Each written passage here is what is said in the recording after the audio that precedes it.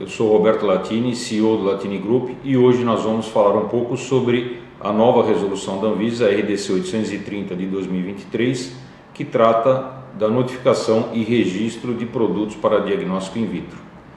Bom, essa resolução ela deriva de uma consulta pública de 2019, a consulta pública número 734, que finalmente foi convertida de 2019 para cá, depois de todas as contribuições, foi convertida nessa resolução que acabou de ser publicada pela Anvisa, então na forma da RDC 830. Bom, primeiro ponto importante, essa resolução ela entra em vigência a partir de 1º de junho de 2024. Então até lá as empresas não precisam se preocupar demais com seus processos de notificação e registro, estando mantidas as resoluções hoje em vigência. Então não é a partir de agora que essa resolução entra em vigência, ela entra em vigência então a partir de 1º de junho de 2024.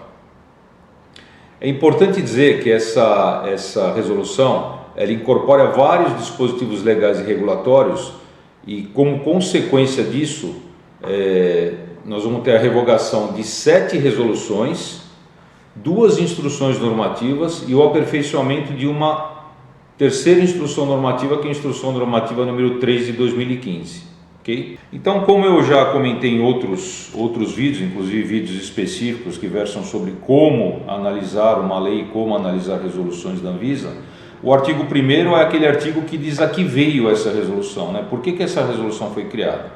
Então está aqui, essa resolução dispõe sobre classificação de risco, os regimes de notificação e registro, os requisitos de rotulagem e instruções de uso, e os procedimentos para notificação, registro, alteração, revalidação e cancelamento de notificação ou registro de dispositivos médicos para diagnóstico in vitro, inclusive seus instrumentos.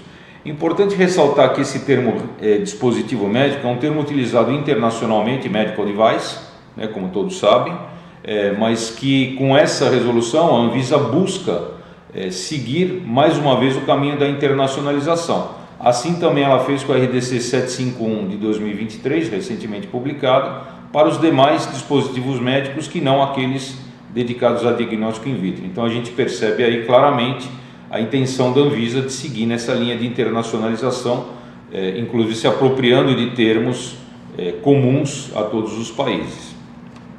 Bom, o artigo 2º, o caput do artigo 2º, caput quer dizer cabeça, né? Aquela parte principal que vem no artigo 2º. Ele fala da aplicabilidade. Então, esta resolução se aplica aos dispositivos médicos para diagnóstico in vitro, definidos no inciso 11º do artigo 4º, sujeitos à notificação ou registro conforme sua classificação de risco. Então, se nós formos lá no artigo 4º, que fala das definições, e formos lá no inciso 11, o que é que ele diz?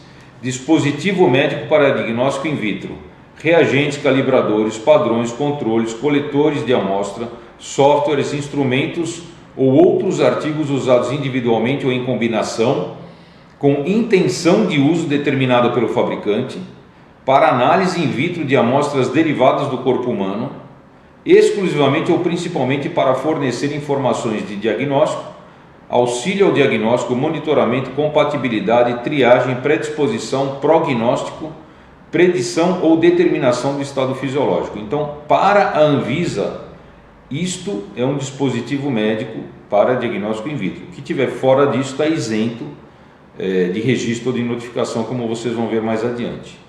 No artigo 2º, parágrafo 1º, tem a descrição dos produtos isentos de notificação e de registro. O parágrafo 2º trata dos dispositivos médicos recondicionados ou usados que têm resolução própria. O parágrafo 3º do artigo 2º trata dos softwares que são destinados ao uso médico, tá? Que também tem resolução própria. E finalmente o parágrafo 4º do artigo 2º diz ao que não se aplica essa definição então de dispositivo médico para diagnóstico in vitro. O artigo 3º, ele abre a possibilidade da notificação ou de registro em famílias de produtos. Então isso é importante porque a Anvisa continua aceitando as famílias de produtos, seja na forma de notificação ou de registro. Importante ressaltar que lá no fim da resolução, vocês vão ver um artigo lá no final, na última página da resolução, antes dos anexos, que aqueles registros ou notificações de produtos únicos não serão convertidos em família pela Anvisa. Então a Anvisa não aceita que aquele registro ou notificação de produto único seja futuramente convertido em famílias. Então aquilo que foi registrado como família segue como família, produto único como produto único. Se você tem um registro ou uma notificação de produto único e pretende converter aquilo numa família, o que você vai ter que fazer é entrar, aplicar, submeter para uma família de produtos efetivamente.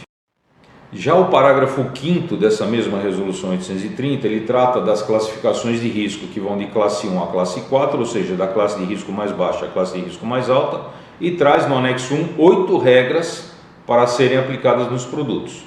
Então, este artigo 5º ele tem que ser utilizado em conjunto com o anexo 1, onde vocês têm a descrição das regras. Tá?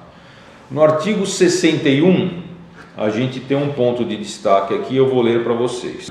As notificações de registro de dispositivos médicos para diagnóstico in vitro e suas alterações e demais atos serão publicados no Diário Oficial e permanecerão disponíveis no site da Anvisa, ok? Os produtos sujeitos à notificação e registro somente poderão ser fabricados ou importados para entrega ao consumo e exposição à venda após publicação do número de notificação ou registro. Isso está em consonância com a Lei 6360 de 76, que assim determina, ok? Os produtos fabricados em território nacional exclusivamente para fins de exportação não demandam notificação ou registro na Anvisa. Então isso também é uma regra antiga da Anvisa, que aquilo que for fabricado em território nacional e que vise exclusivamente a exportação não necessita de registro na Anvisa. O problema é você conseguir exportar isso para outros países que acatem, que aceitem a importação de produtos que não tenham registro ou notificação no país de origem, no caso o Brasil, ok? Então, antes de você embasar todo um projeto de exportação em cima dessa abertura de possibilidade da Anvisa, dessa oportunidade, é importante você entender se para o país que você vai exportar, ele também aceita que o produto seja exportado para lá sem o devido registro ou notificação no país de origem, ok? Parágrafo 3º. É permitida a importação de dispositivos médicos in vitro, incluindo seus acessórios, cujas datas de industrialização, isso é importante, antecedam as datas de publicação de notificação ou registro, desde que o lapso temporal não exceda 5 anos e que tais produtos guardem estrita concordância com as aprovações e condições junto à Anvisa. Isso significa dizer o seguinte, que se você registrou um produto ou notificou um produto, e essa notificação, por exemplo, ela é publicada só a título de exemplo, em dezembro de 2024, tudo que foi fabricado nos 5 anos anteriores a essa data da publicação vai poder ser importado para o Brasil, desde que se comprove que esta fabricação realmente não excedeu esse lapso temporal, ou seja, que não foi fabricada até 5 anos antes. E obviamente, no caso de reagentes e tudo mais, a gente tem que considerar o prazo de validade, e também não exceda o prazo de validade. Para a importação desses dispositivos médicos nos termos que eu li agora, os processos de importação devem ser instruídos com declaração emitida pelo detentor de notificação e registro, atestando o cumprimento de ambos os requisitos, que foi o que eu acabei de comentar. Parágrafo 5º. O dispositivo médico para diagnóstico in vitro a ser importado nos termos desse parágrafo 3º deve estar, conforme aplicável, dentro de sua validade em obediência à legislação vigente, que eu também acabei de comentar. Ou seja, você não pode ter um produto que foi fabricado há 5 anos atrás, porém venceu há 2 anos atrás, ele ser importado para o Brasil. Está fora da validade, está fora da validade.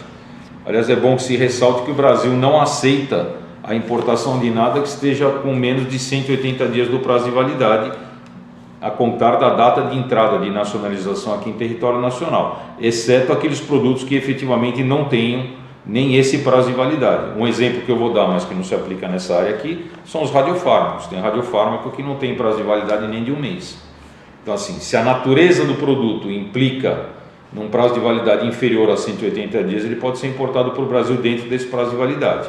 Agora, se o produto tem mais do que 180 dias de prazo de validade, normalmente os produtos da área de diagnóstico in vitro têm, então eles não podem ser importados fora desse prazo. Outro ponto importante que a gente precisa ler aqui é o artigo 65, que fala o seguinte: fique estabelecido o prazo de 365 dias, ou seja, 1 ano, a contar da data de entrada em vigor da resolução, ou seja, 1º de junho de 2024, então até 1º de junho de 2025, né? Teoricamente, a gente tem que contar aí 365 dias de calendário, mas a grosso modo, fica estabelecido esse prazo para que os detentores de notificações de dispositivos médicos in vitro protocolizem petições de reenquadramento sanitário quando os seus produtos tiverem o regime modificado de notificação para registro. Ou seja, se você hoje tem um produto notificado, né, um produto de classe 1 e 2 notificado na Anvisa, e agora com essas novas regras,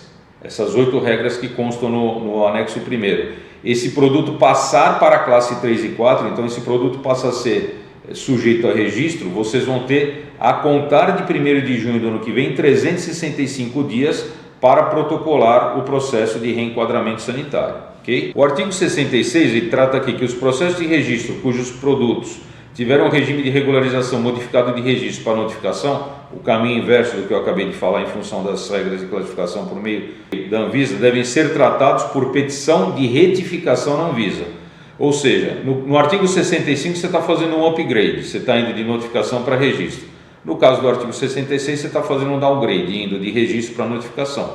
Neste caso deve ser protocolado um pedido de retificação. Okay? E finalmente é importante dizer também que, a exemplo dos dispositivos médicos que não são para diagnóstico in vitro, no caso desta nova resolução agora, do 830, a Anvisa está seguindo a estrutura de dossiê técnico do IMDRF, do International Medical Device Regulators Forum, edição 3 de 2019. Então, se vocês olharem lá na última página do último anexo dessa resolução, vocês vão encontrar qual é a forma do dossiê que agora a Anvisa vai passar a aceitar a partir de 1º de junho de 2024.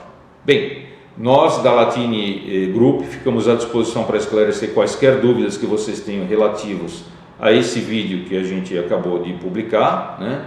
Tentando esclarecer alguns pontos importantes já para vocês, e também para esclarecer quaisquer pontos específicos da resolução em si. Basta nos acessar através das nossas redes sociais e nós vamos encaminhar para vocês uma resposta específica a cada questionamento que vocês possam ter. Ademais, fica o compromisso de publicar um segundo vídeo, este sim mais extenso, bem mais extenso do que esse primeiro, porém aí nós vamos detalhar cada item, cada ponto importante, discutir cada uma das 8 regras, etc, etc, etc, visando auxiliar vocês na adoção dessa nova resolução. Um abraço a todos, sucesso e ficamos sempre à disposição.